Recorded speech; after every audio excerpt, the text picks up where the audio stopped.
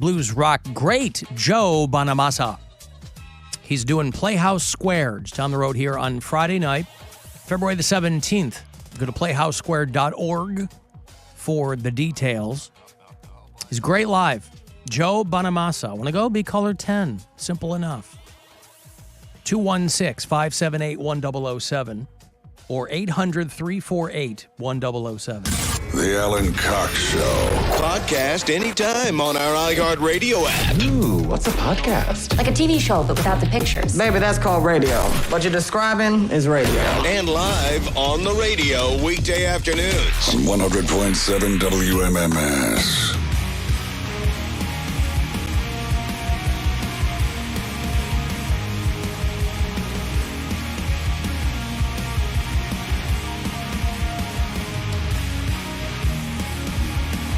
Got $1,000 for you here in a few minutes.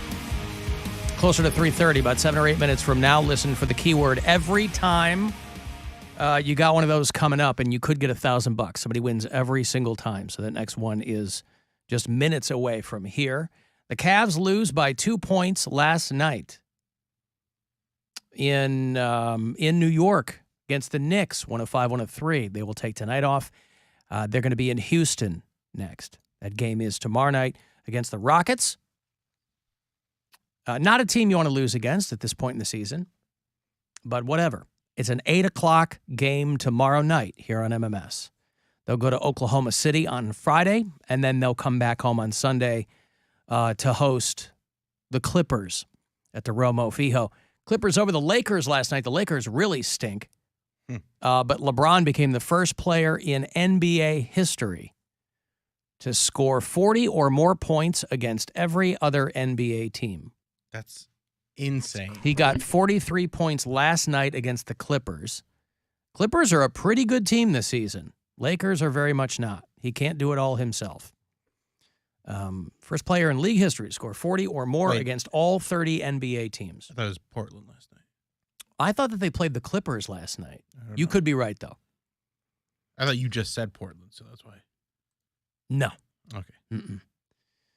No. Okay, yeah. Clippers are a good team. Lakers are not. That's true. And they don't know yet where his kid is going to go to college. I guess there's a lot of hoops you got to jump through if you want to talk to Bronny James.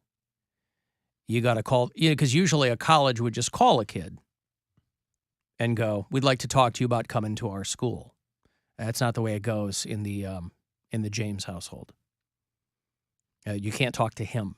You got to talk to this family representatives, and then you have to schedule time with LeBron's wife. And that's, listen, they want to point him in the right direction. Nobody's going to know more the pitfalls of everything that can possibly come with where this kid's headed than his family. But they do say that wherever he decides to play in college, he's going to make about $8 million a year in NIL money. Name, image, and likeness. Now that college players can monetize all that stuff rather than the school just getting it. It's about time. Imagine being, you're in, again, the argument against the NIL fees, there was a pretty good argument for it. The argument against it was, how are you going to get anybody to focus on school if they're millionaires in college? And it's not an awful argument, I guess. But but I don't see what that's just teaching kids okay, you have money now, but knowledge is good too. So I think that just comes down to teaching kids how to appreciate both. Yeah.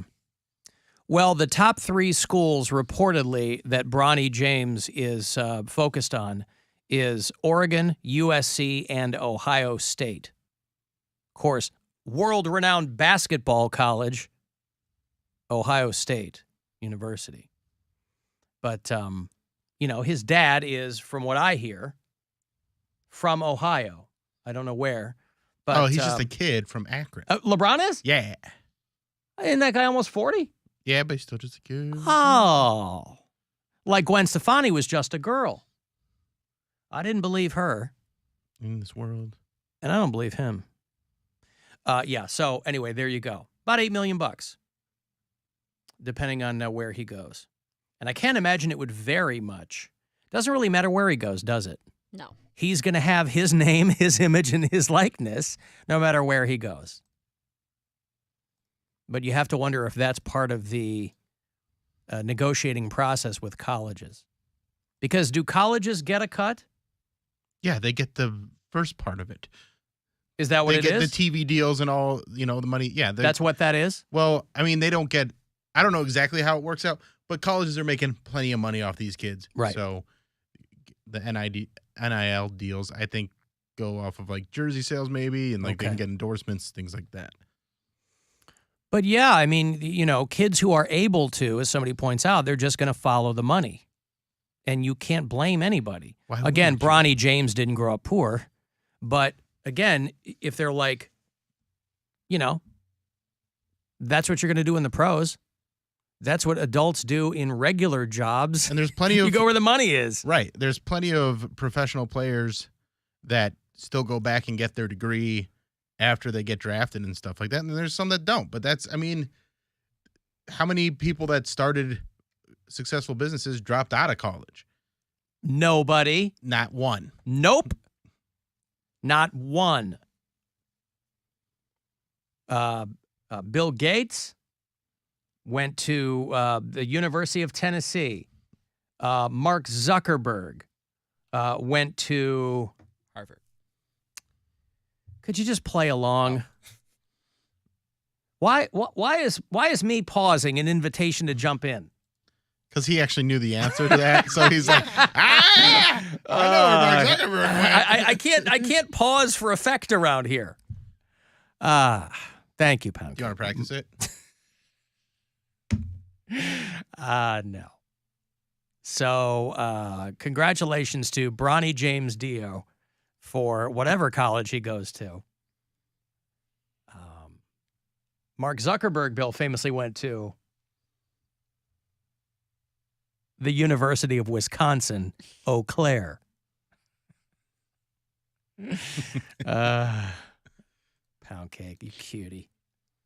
Be like if somebody was saying, this radio personality in Ohio, Cody Brown, went to, he goes, University of Akron. And they go, no, that's incorrect. Did you apply to any other colleges? Yeah. Where did you apply? All Ohio. Not even outside of Ohio? No, I didn't want to go out of state. Huh.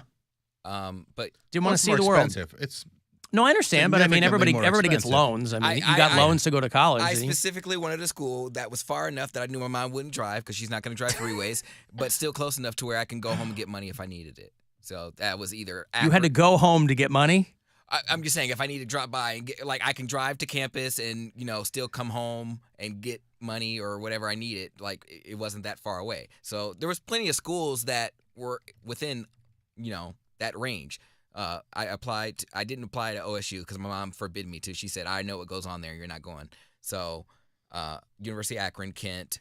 Your mom told you where you weren't going to go to college. She said, I'm not going to pay for it. She's like, I know. She's like, I wasn't even a partier. She's like, I wasn't pay for it anyway.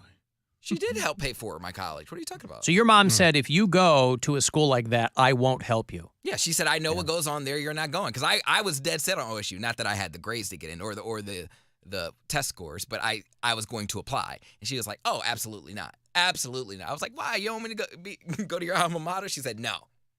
Oh, she went to Ohio State. Yeah, she went to Ohio State. That's a little unfair, isn't it? She stayed in the Lincoln Towers, or I don't know if they're. She was basically telling you, I don't want you to have the experience I had. That's exactly what she said. She said, I was not a partier. She said, I did not partake in any of that. But she said, well, you showed her. She said, when you're there, you can't help it. She said, and you're going to go there and waste my money, and you're not going. She said, no, you're not. She's like, I know you. She's like, I know you, and you're not. She said, you're not disciplined enough to do that. She's like, I wasn't disciplined enough. And she's like, I thought I was plenty disciplined. So she forbid me to go. But if she didn't party, she must have had some kind of discipline. What do you mean? She said she wasn't disciplined enough for it, but you said she didn't party.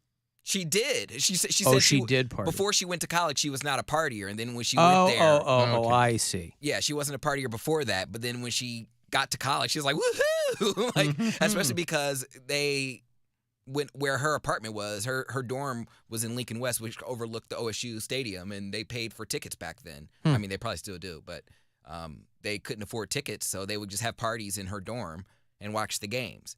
And she's like, no, absolutely not. You're not going. Wow. So, Well, you're probably not alone in that. I mean, it sounds weird to my ears, but I mean, there are probably parents who are like, if that's where you want to go, I'm not helping.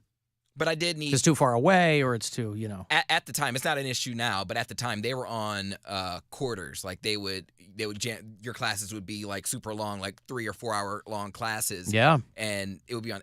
I know I would not like. I have ADD and I wouldn't pay attention long enough, and it would just be too much. Now that they're on semesters, it might be a little better, but I could not learn everything I needed to learn just in a quarter.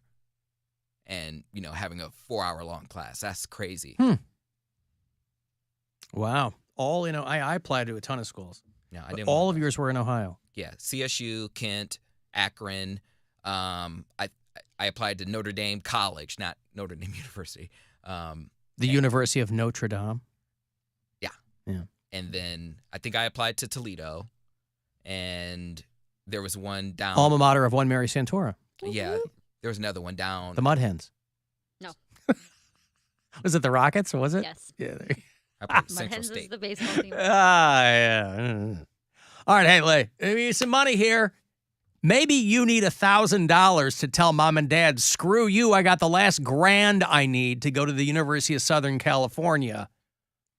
Here it is. You go fund yourself. Good luck. The Buzzard wants you to go fund yourself and score $1,000. Enter the nationwide keyword GREEN at WMMS.com. That's GREEN. Enter it now at WMMS.com. And good luck from Buzzard Radio. Well, all right. People who want to leave us messages, you can do it on the Alan Cox Show After Hours line. You can drop us messages, of course, on the app, but you can leave them for us on the After Hours line, too. 216-986-8903 is that number. Hey, Alan, podcast listener. Hey, just calling in. I'm doing my New Year's thing, trying to be, more positive with how I phrase things or look at things. So, typically I would call in and I would say how much I hate the way you say Chicago and the way that people from Chicago say Chicago.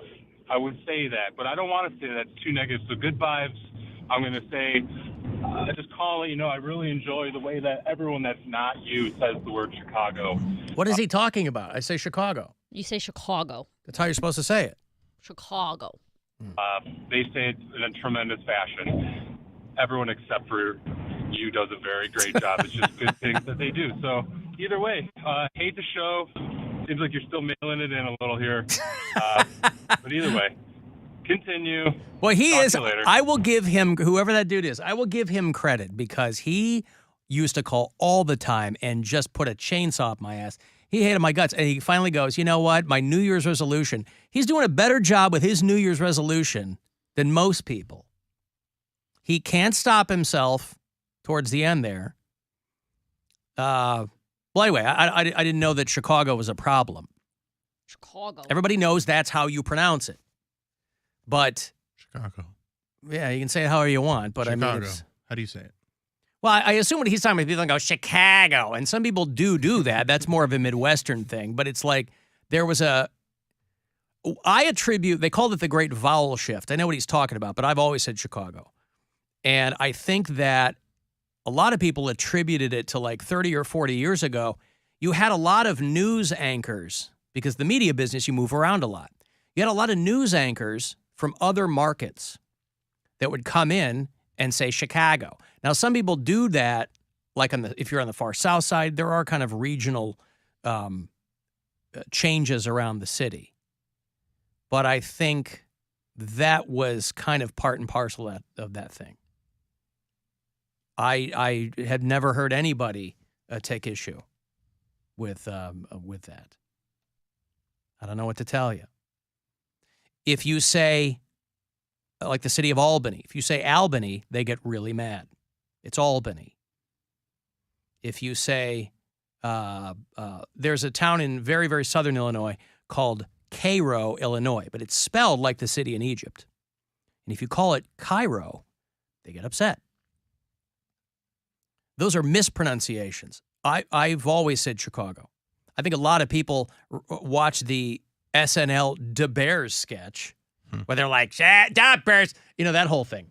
That was all kind of made up anyway, but I think some people might have taken their cues from that. I mean, there's definitely people that talk like that. Yeah. I mean, it's... But it really is driving that guy crazy. No, he just prefers how everyone else says it. Remember, Yeah, it's being positive. Yeah. Right. It drives him crazy the way I say it. The right way to say That's it. It drives negative. Drives you him- crazy You're the way being you negative. don't say it. Drives him crazy. You know, when I go to Des Moines, Iowa, nobody gets mad at me. Well, you don't go there very often. You We don't don't- know we how don't talk often about- I go to Des Moines. We don't talk about Des Moines all that much. We have Mary, you bureau got a show out chiefs there there. soon? We have bureau I chiefs. am. Oh, you're going to be out there in Des Moines? I'm in Des Moines in April. Tickets are live. Des Moines Funny Bone, April 27th.